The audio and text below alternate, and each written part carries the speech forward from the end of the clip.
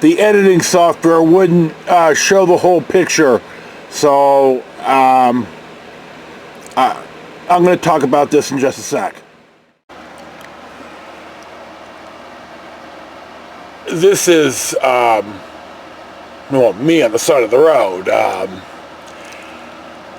I made a clip about Searchlight maybe last week or 2 weeks ago. I've got just like 90 clips to put on Facebook, and I've got like 25 or 30 more that I need to upload. Anyway, Charlie joined the service, and I was living in Fremont with my cousins, and so I had a CB900, and I rode it a little bit. A nice ride bike. I'm a little bit too tall for it, but it rode nice. God damn, plenty of power.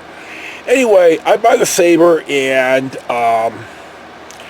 Charlie comes home on leave, and he's going to actually take the CB900 over to Germany with him, which he did. He rode all over Europe, and I'm so jealous. Anyway, he's got some time, and we're going to go for a bike ride. Now, I just bought this. I had it serviced, but I didn't have plates yet. So we ride up 88, and we ride into Nevada, and no, I retract that. We ride up, and we get on 395 South, where we're probably in Nevada, and then it cuts back into California. So, oh, God damn it, I can't.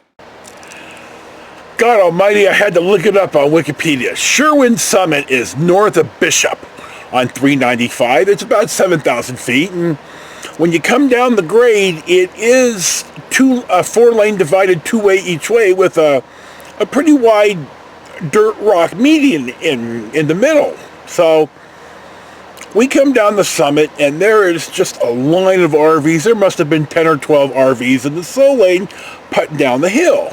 So we get in the fast lane, and we don't see anybody, and so we crack open the throttles, and like I said in the Searchlight video, Charlie's going about 125, and so am I.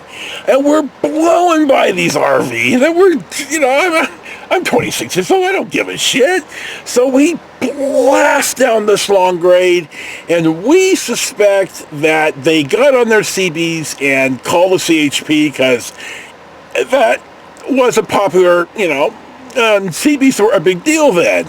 So I've had a sixth sense now I lost a sixth sense when I retired, because I got 2 speeding tickets because I was an idiot, but I've had a sixth sense about this for a long time riding.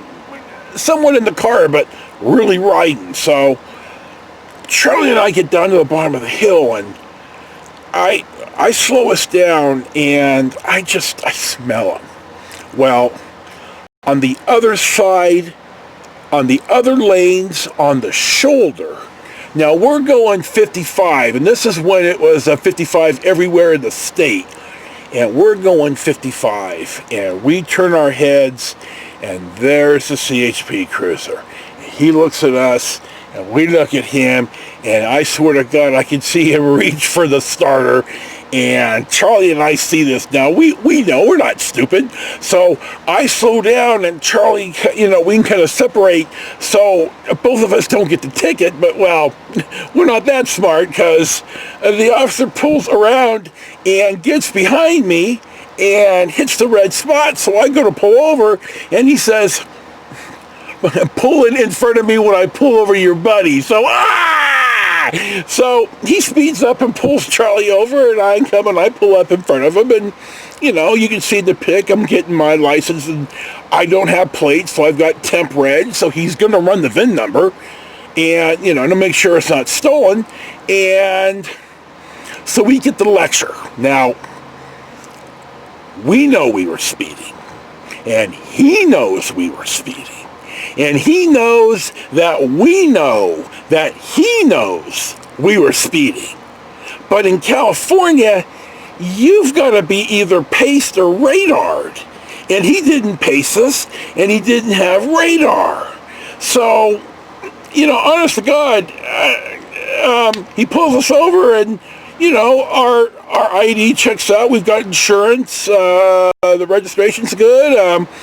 And he kind of tells us, you know, boys, it's 55 in my county. Please remember that. So we get the... Now, meanwhile, all these RVs are passing us because they're on the side of the road. No, so, you know, yes, officer, we'll, you know, okay, so we don't get a ticket because he didn't catch us. So I look at Charlie, I look at, you know, so we're going to go into Bishop, which isn't too far, you know, 3, 4, 5 miles, and we go into Burger King.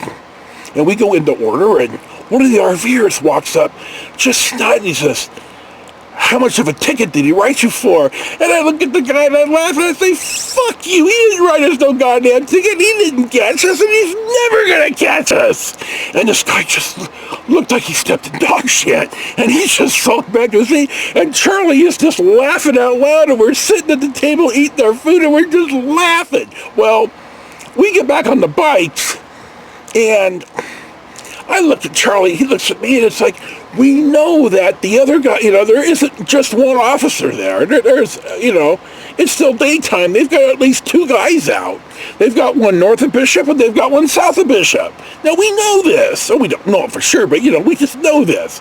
So we get back on 395, and we're riding south, and by God, we're riding 55 miles an hour. And we're going to ride 55 all the way until we turn on the 168 and start heading to Death Valley.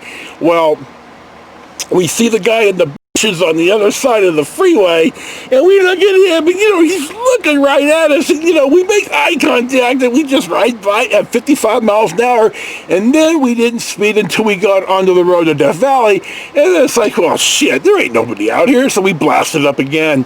And I've talked about this ride on another clip, but that was the ride. I've only ridden twice in my whole life where I really felt one with the bike.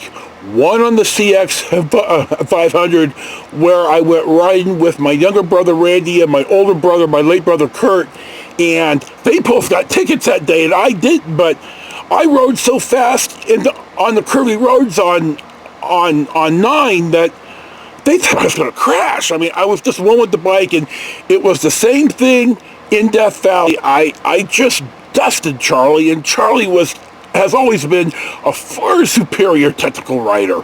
But I had a better handling bike. I had 45 more horsepower, and I was able to, for once in my life, now twice in my life, put it all together. I remember that even to this day, but we were going 125 miles an hour down that Sherwood Summit, and, you know, we had this little chit-chat on the side of the road, and, you know, I swear to God, it was so goddamn funny.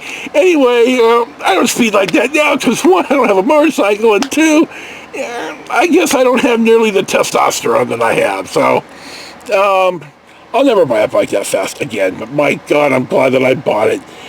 I remember this. I love riding that Sabre. I only put about 35,000 miles on it, and I just got it tuned up, and Charlie was riding it to work. He was working, you know, mornings at the Peninsula Times-Tribune, and he was riding on 84. We were living in San Lorenzo, and he was riding on 84, and I just dropped the comprehensive, and a deer jumped out in front of him, and that was that. You know, he did pay to have the bikes, you know, fixed up enough, and I did ride it some, but as I mentioned in one of the other clips, in fact, it was the clip about the CT90, I traded the 650 or the V65 and the CT90 in. Well, I sold it. I'm sorry, and then I put that money to help me buy the DeVille.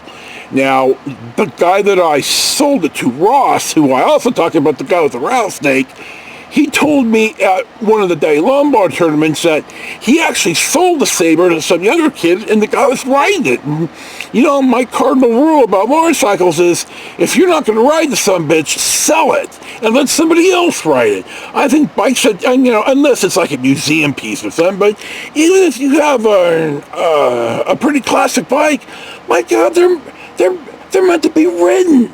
So, anyway, this is my Sherwin Summit, another 125 mile an hour story. I love riding that Sabre. God, it was a great bike. Thank you for watching Storytime with Joe, and enjoy your day.